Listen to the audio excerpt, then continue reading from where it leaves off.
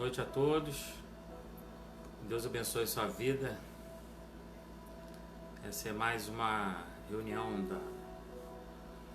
da Missão Batista Jardim das Hortênsias. Nosso tradicional culto de oração.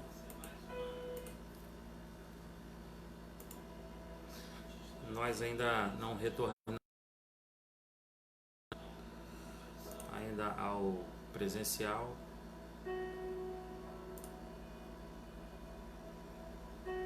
Deixa eu fazer uns ajustes aqui.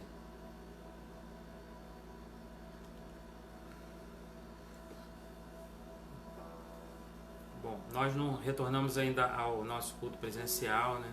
Entendemos que ainda não é o momento e estamos pedindo a Deus sabedoria para saber o momento certo da gente retornar, se vai ser esse mês, se não.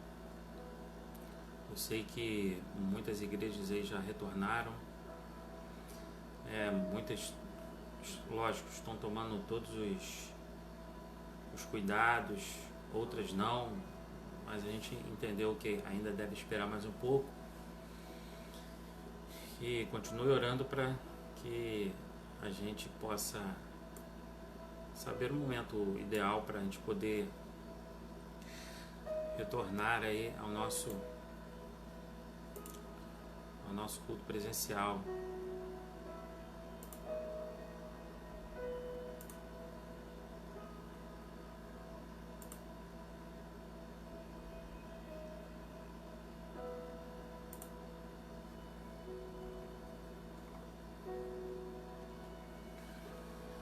Bom, vamos começar lendo o texto de Isaías. Quero ler um texto que está lá em Isaías capítulo 40,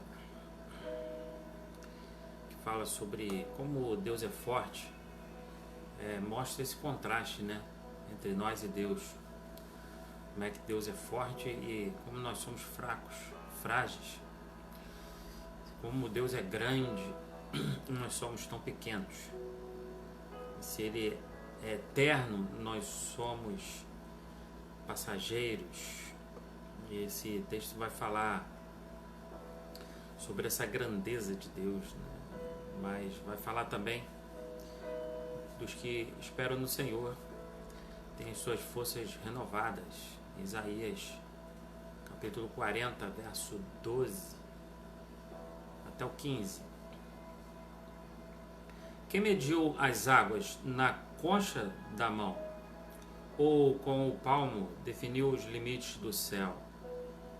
Quem jamais calculou o peso da terra, ou pesou os montes na balança, e as colinas nos seus pratos? Quem definiu limites para o Espírito do Senhor, ou instruiu como seu conselheiro? A quem o Senhor consultou, quem pudesse esclarecer, que pudesse esclarecê-lo, e que lhe ensinasse a julgar com justiça? Quem lhe ensinou o conhecimento, ou lhe aponta o caminho da sabedoria? Na verdade, as nações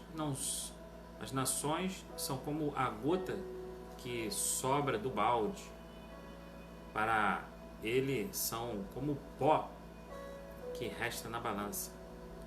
Para ele, as ilhas não passam de um grão de areia.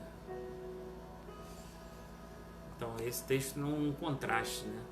Contraste entre Deus e nós. Mas se nós estamos firmados em Deus, se nós estamos firmados nele, Deus que é o grande e poderoso, nós somos levantados por ele e sustentados por ele. No capítulo 41, Deus diz para o seu povo: eu estou com vocês. Tem aquela música que Deus está contigo, né? O capítulo 41 diz isso, diz que Ele é Deus, que Ele está nos altos céus,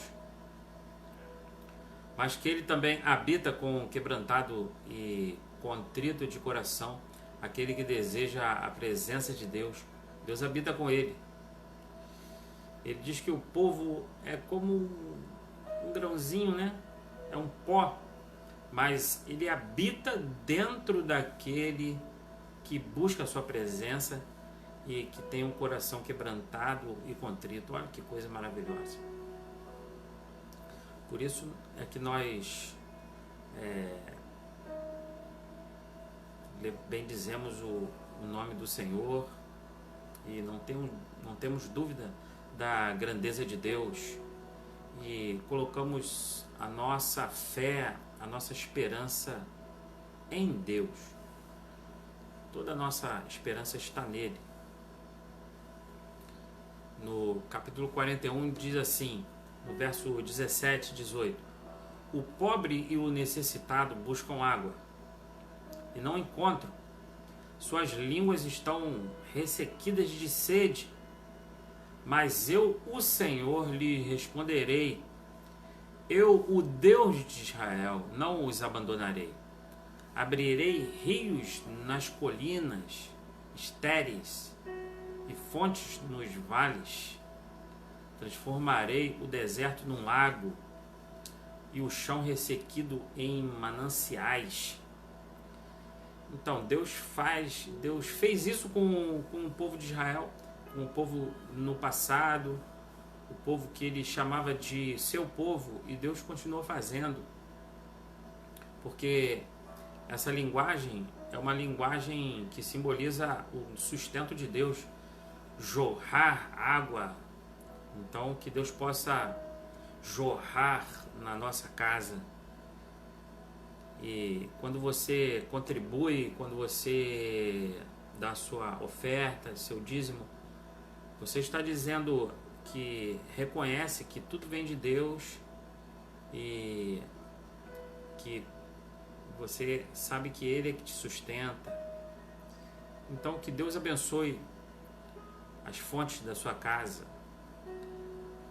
o seu trabalho, que faça brotar vida. E creia que Ele está conosco. Tem uma música que diz que Ele está conosco, né? Queria te convidar pra gente louvar essa música junto.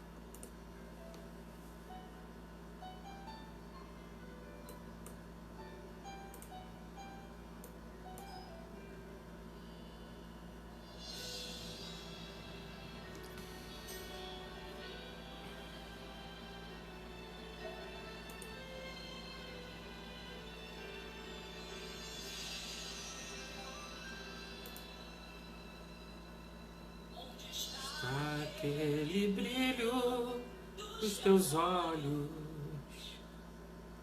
teu sorriso não está mais como antes. O amor se esfriou, cresceu o ódio e te aprisionou sem dar nenhuma chance. Deus ainda não te esqueceu, hoje mesmo vai te levantar. Tudo que Ele te prometeu se cumprirá. Se a circunstância te derrubou, com certeza Deus não é culpado. Como antes, sempre esteve do teu lado. Deus está contigo, se Ele está agindo, ninguém pode impedir. Quando Ele está na frente, todo mal tem que sair. É só pedir com fé, que já é garantido. Deus está contigo, o Deus do impossível, vitória vai te dar. Até na sepultura Ele faz ressuscitar. Pode acreditar, Deus está contigo.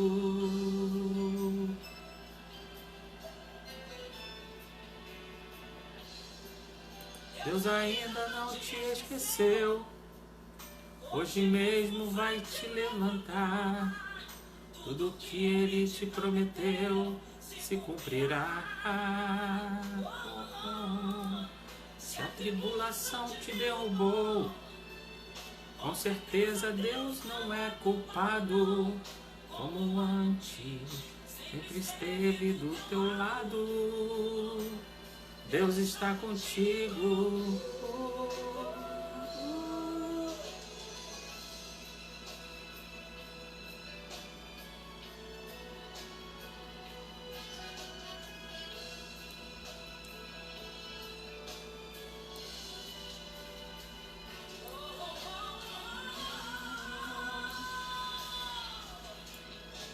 Está agindo, ninguém pode impedir. Quando ele está na frente, todo mal tem que sair. É só pedir com fé, que já é garantido. Deus está contigo. Vitória vai te dar. Na sepultura ele faz ressuscitar. Pode acreditar. Deus está contigo, Ele está agindo, ninguém pode impedir. Quando Ele está na frente, todo mal tem que sair. É só pedir com fé, já é garantido. Deus está contigo, Deus do impossível, vitória vai te dar. É na sepultura, Ele faz ressuscitar. Pode acreditar. Deus está contigo.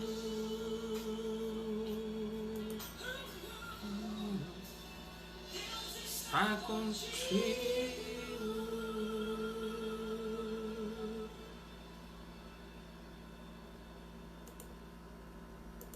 Deus está contigo, o contrito e quebrantado de coração. E quando a gente ora, Ele inclina os ouvidos e ouve a nossa petição. Por isso eu te convido a você colocar o seu pedido na presença de Deus.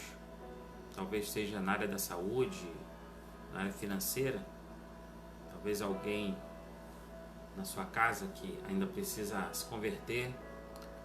Coloque diante do altar do Senhor, como muitos irmãos estão fazendo, tem mandado seus pedidos no nosso grupo do WhatsApp. Hoje mesmo a Rosângela pediu pela oração pela vida da Cleise. Ela compartilhou, né, o pedido da Cleise. A Cleise disse: orem por mim porque eu estou com muita dor de estômago, dor nas costas, dor muito forte, né, achando que é vesícula. E queria pedir que a igreja, então, vocês que estão conosco, a gente se colocasse agora junto em oração, no momento agora que a gente como igreja se junta no mesmo propósito, no mesmo sentimento.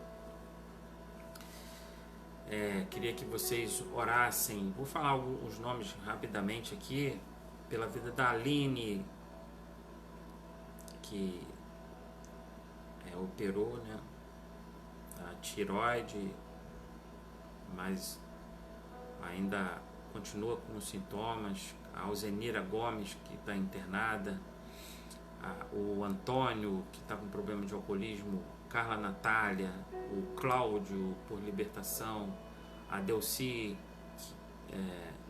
que é diabético, pela família da Beth, a Marlene, que é a sua irmã, que fraturou a bacia, e a irmã dela, Maria, que perdeu recentemente o seu esposo. Queria pedir oração pelo Fábio e pelo Antônio Rogério, que estão internados na casa de recuperação, continuem firmes nesse propósito. Oração pelo Felipe, que está com a perna infeccionada, pela Geni, que operou e está em recuperação, pelo pastor Genilson, que está com Covid-19, pela Gessi. Essa jovem tem sérios problemas de coluna, já fez 3 cirurgias e ainda não teve resultado assim definitivo, né? Pela Isabel, prima da Neia, que passou por cirurgia, pelo Jorge Gaudêncio, que tem diabetes, pela Jussara Pereira Guedes, pelo Renato Duarte Vitor, pela Kátia é professora da Gabi, Gabi é sobrinha da Neia, está com Covid, pegou pneumonia. Pelo Luiz Carlos, que precisa tomar corticoide. Pela Mair, que está em coma já há algum tempo. Pelo Marcos Otávio e sua família. Pela Maria de Fátima Gomes dos Santos, que vai fazer uma cirurgia em breve. Pelo Miguel Lucas, que está internado também com leucemia. Esse foi o pedido da mãe do Gustavo, que conheceu ele no hospital, né? O Gustavo já teve alta, e então a gente está pedindo pela vida agora do Miguel Lucas também, pela família da Neia, pela saúde da Neia também, pelo Nelson Luiz Gomes dos Santos, que está com câncer, pelo Paulo César Santos, que está com Covid-19 pela segunda vez, pelo Paulo Messias, que está com problemas emocionais, pelo pastor Adailton Nobre da Silva, da Igreja Batista Liberdade, em Boa Vista, está com sintomas de Covid-19, pela Késia, de 13 anos, que está com um sério problema na mama, pela Suzete, que está com câncer, pelo Rafael, que precisa de libertação, o Rogério, que fraturou o braço, está se recuperando, pela Rosana, que está com câncer de mama, pela Tânia, que está internada em estado grave. A Tânia perdeu o filho e nem sabe ainda, porque ela está internada e o filho dela faleceu esses dias. Então vamos orar pela vida dela. Ainda vai, além da enfermidade, vai tomar então esse susto, né? E com certeza essa dor. Pela Vera, tia da Neia, que está enferma. Eu queria ler também aqui que a Rosângela escreveu para nós. Oração por uma menina de 13 anos, né? Que deve ser a Késia, né? Que nós lemos aqui. A Késia é neta da amiga da Rosângela. Esses pedidos a gente tem compartilhado lá no nosso WhatsApp, esses nomes, os motivos. Queria pedir que vocês que estão mandando os pedidos de oração, que vocês mantenham atualizados para a gente sempre fazer aqui os pedidos, tá bom? E quando também a pessoa estiver recuperada e fizer a cirurgia, estiver já melhor, você também mande notícia. Foi o que aconteceu com a Deia. A tia da Kátia fez a cirurgia, está se recuperando em casa, a família dela está agradecendo as orações. O Henrique, que o irmão Márcio pediu para a gente orar, que ele caiu de moto e estava com o Ricardo na garupa e teve esse livramento aí, e o Márcio esse dia mandou a foto deles agradecendo as orações, que já estão se recuperando, estão bem. Foi aí um milagre a maneira que eles estão, né? Ana Beatriz já está em casa também se recuperando, e também pelo restabelecimento do seu bebê, né? A tia da nora da Leila estava também com Covid, e a Leila mandou o vídeo, ela saindo, né, do hospital, fazendo aquela festa, o pessoal do lado de fora recebendo ela com aquela festa, né? Queria então que a gente colocasse esses nomes mais uma vez diante do Senhor, para que o Senhor possa intervir na vida de cada um, para que o Senhor possa fazer retroceder esse vírus, e que esse seja também um tempo de as pessoas se voltarem para o Senhor, que cada dor, sofrimento possa servir para que as pessoas se voltem para o Senhor. E um tempo também que seja um tempo para a igreja se levantar em oração, reafirmando o compromisso com amor ao Senhor, com amor à palavra do Senhor e com amor ao próximo, né? E com a obra missionária, né? Senhor, nós oramos por essa situação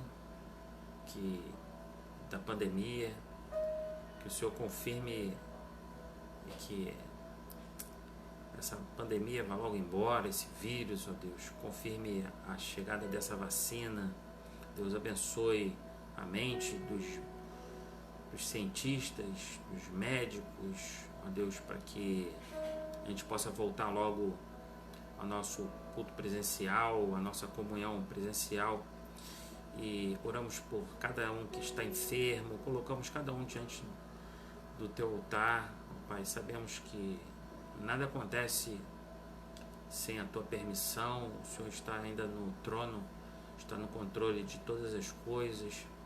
Por isso nós pedimos que o Senhor olhe para cada um, ó Deus, que tem enviado o seu pedido, ó Deus, e agradecemos por aqueles que o Senhor já tem abençoado com cura, ó Deus, com a recuperação. Colocamos cada um diante dos teus pés, em nome do Senhor Jesus. Amém? Queria ler um texto então com os irmãos, no Salmo de número 32. Então, se você quiser abrir aí, Salmo 32, vamos ler o verso 3, 4 e 5, tá? Enquanto você lê, deixa eu dar uma boa noite aqui. Boa noite para minha tia Maria, para Rosângela, para Neia, para o meu cunhado Marco Joaquim, para a irmã Namar, para a Deia e para minha esposa que está ali no outro quarto, mas está assistindo.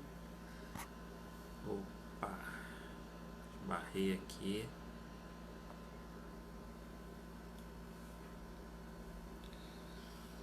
Bom, diz assim, irmãos, o Salmo 32, verso 3. Quando eu guardei silêncio, envelheceram os meus ossos pelo meu bramido em todo o dia. Porque de dia e de noite a tua mão pesava sobre mim. O meu humor se tornou em sequidão de estio. Confessei-te o meu pecado e a minha maldade não encobri. Dizia eu: confessarei ao Senhor minhas transgressões, e tu perdoaste a maldade do meu pecado. Gosto muito desse trecho, né? Uma confissão e o processo de cura da alma de Davi, né? Eu estava essa semana vendo uma entrevista com a doutora Andréa Chaves, né? E ela estava dizendo de como as pessoas estão carentes de pessoas, né? Quem estava entrevistando ela perguntou qual a grande dor hoje da sociedade, e ela disse que as pessoas estão carentes de pessoas, porque nós fomos feitos para isso, para ter comunhão. Não fomos feitos para viver sozinhos, né? E segundo a doutora Andréa, o Brasil ele lidera na América em diagnósticos de ansiedade, e a gente tem na depressão, tem a depressão como a doença que mais incapacita as pessoas em idade laboral no mundo, né? A idade em que a pessoa produz, em que a pessoa ainda trabalha. E agora as pessoas estão com dificuldade em lidar com tudo isso que aconteceu e ainda está acontecendo durante a pandemia, e que vai acontecer agora no pós, pandemia, que é o conflito existencial do que as pessoas ficam questionando o que eu faço agora, porque tem muitas pessoas que perderam empregos, perderam o seu trabalho durante a pandemia. É claro também que tem pessoas que ganharam posições, que foram promovidas, tem gente que descobriu novas habilidades profissionalmente, mas também tem pessoas que se afundaram profissionalmente, pessoas que começaram a entrar em conflito com suas famílias dentro de casa. Então essa adaptação funcional que a gente viveu nessa época de pandemia, que muitos ainda estão vivendo, outros já estão voltando à normalidade e outros ainda não. Eu, por exemplo, ainda estou de home office, mas de vez em quando saio para ir na prefeitura, para ir no Corpo de Bombeiro, para ir no SEDAI. Então, aos poucos as coisas estão voltando, mas já temos aí 6 meses, praticamente 6 meses trabalhando dentro de casa. E para muita gente, acredito, para muita gente isso gerou um cansaço emocional e está gerando agora, porque os especialistas estão falando aí numa 4ª onda da pandemia, que são agora os transtornos mentais, né? A Covid-19 deixou uma sequela de estafa mental, sim, e isso é real, isso não é invenção, não é achismo. Isso, os profissionais de saúde têm estatísticas dizendo sobre isso em relação ao atendimento, o número de atendimentos que aumentou tanto nos consultórios particulares de psicólogos, quanto também no SAMU, na rede pública. Essa é uma questão real, essa é uma informação real.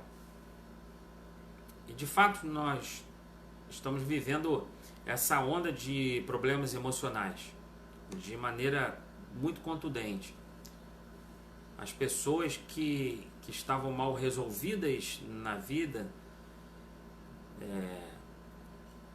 ao longo dos anos, né, aquilo que estava mal resolvido dentro das pessoas, de coisa que elas vinham carregando durante muito tempo, parece que sobressaltaram, porque elas tiveram que conviver dentro de casa, e muitas coisas, acreditem, muitas coisas estavam incubadas na fase da pandemia. No início a gente chamava quarentena, né?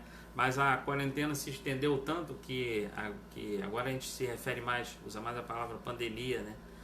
Na pandemia, as pessoas que quando tinham alguns problemas de relacionamento, elas iam para outros afazeres, elas se dedicavam mais ao trabalho, iam para outras atividades. Elas agora começaram a ter que olhar para dentro, e olhar para dentro para muitos dói, né? Porque você começa a ver que você não é tão vítima assim. Você não é vítima. Em alguns momentos você foi omisso, em alguns momentos você é negligente, você tomou atitudes erradas, atitudes radicais. Você tem que reconhecer isso e olhar para isso e entender que você é responsável pela sua história, que você é responsável em montar todo esse contexto, e você também agora tem que olhar para frente e montar uma nova história. E essa responsabilidade traz um cansaço mental, porque na verdade a responsabilidade cansa, e para uns cansam mais do que outros.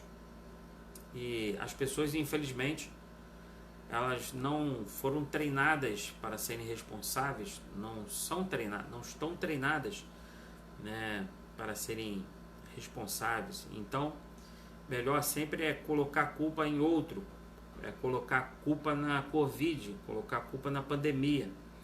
A culpa é do governo, a culpa é do Bolsonaro, a culpa é de qualquer pessoa, menos minha. Então, esses tempos de pandemia têm sido tempos reveladores.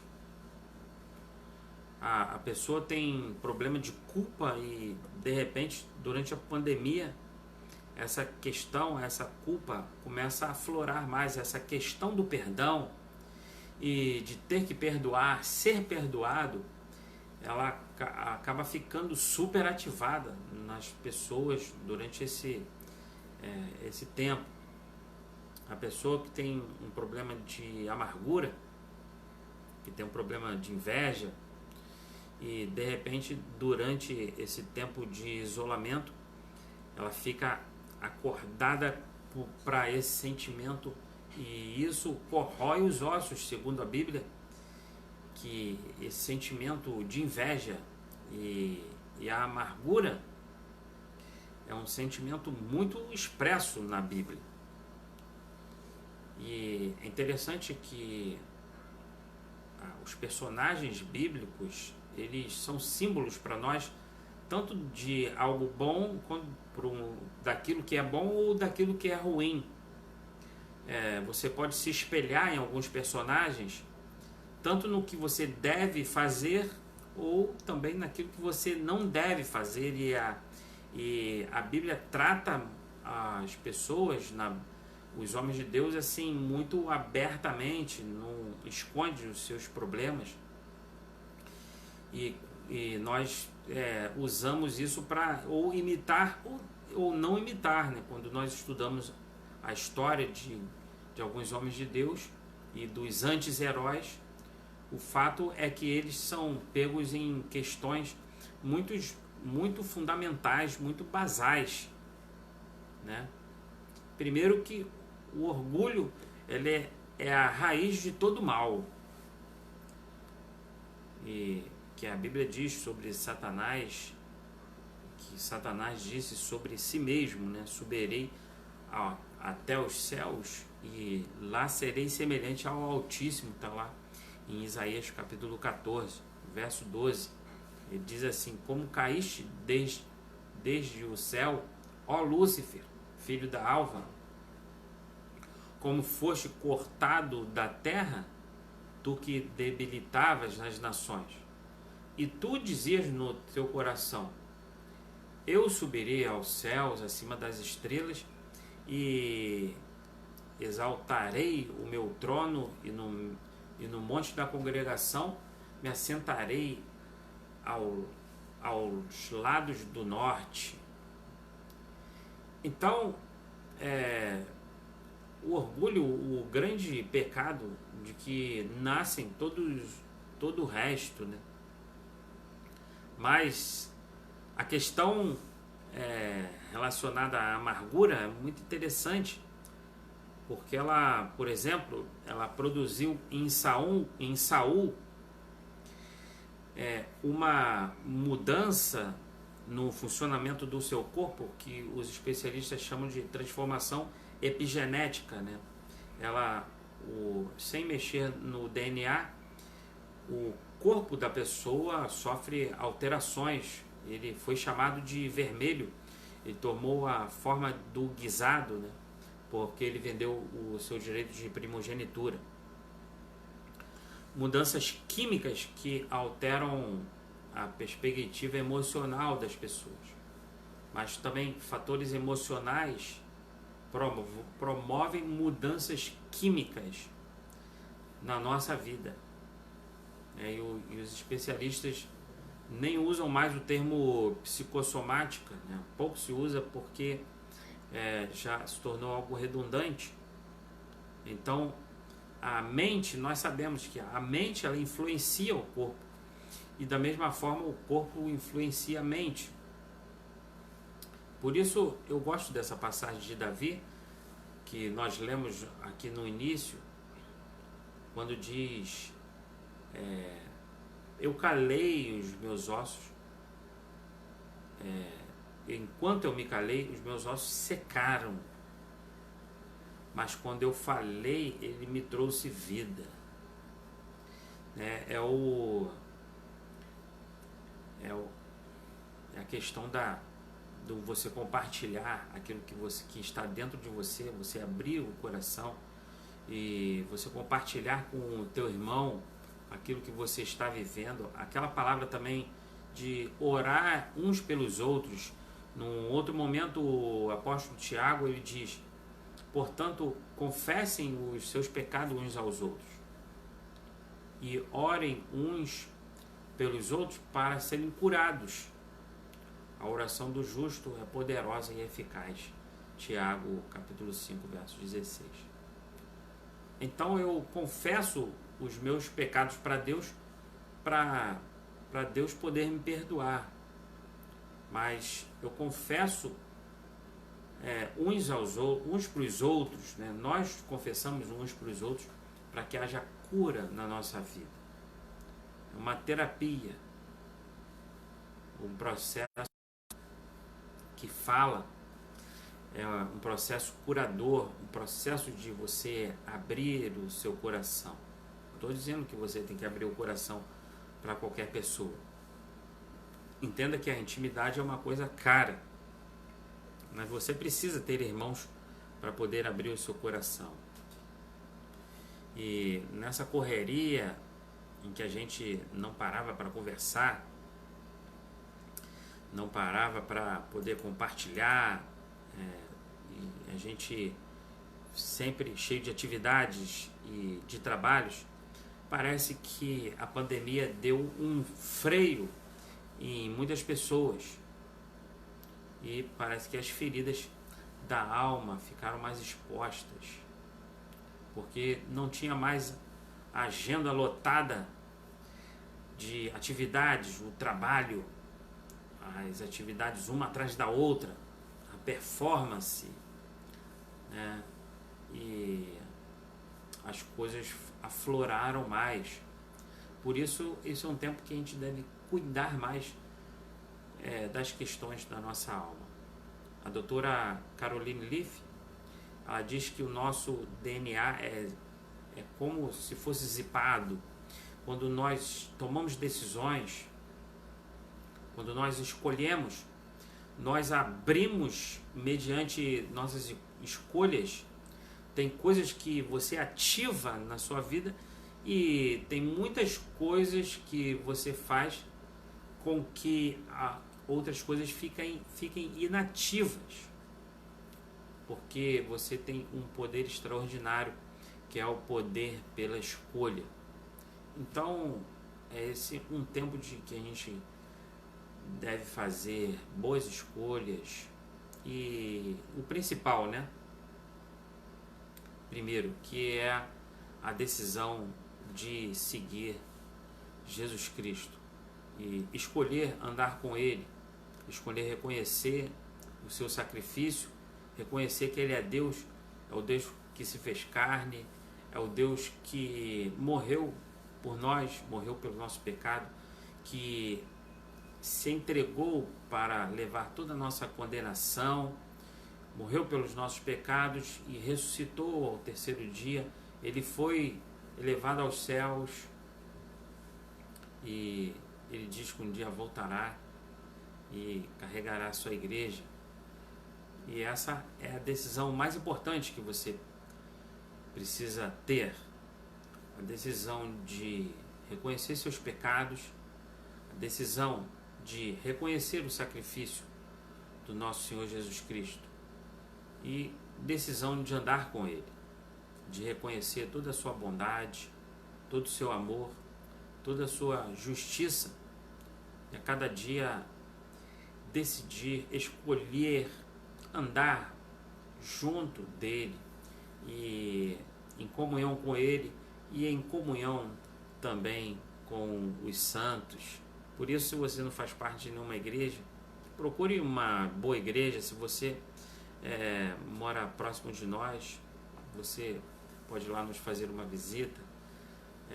Quem sabe você não pode congregar conosco. Você que já tomou decisão por Cristo e ainda não tomou decisão pelo batismo, tome essa decisão de cumprir essa ordenança de Jesus Cristo que está lá no Novo Testamento. Então, que o Senhor abençoe a todos, que o Senhor nesse tempo possa nos fortalecer, que Deus você possa reconhecer que Ele está conosco em todo o tempo, em que esse seja um tempo de aproximação, um tempo de avivamento entre a família, de a família buscar mais ao Senhor, em nome do nosso Senhor e Salvador Jesus Cristo. Amém? Compartilhe esse vídeo para que alguém possa assistir, tá bom? Que Deus abençoe a todos, que o Senhor nos abençoe, nos guarde, faça resplandecer o seu rosto sobre nós, que tenha misericórdia de nós, que o Senhor sobre nós levante o seu rosto, essa paz que provém somente do nosso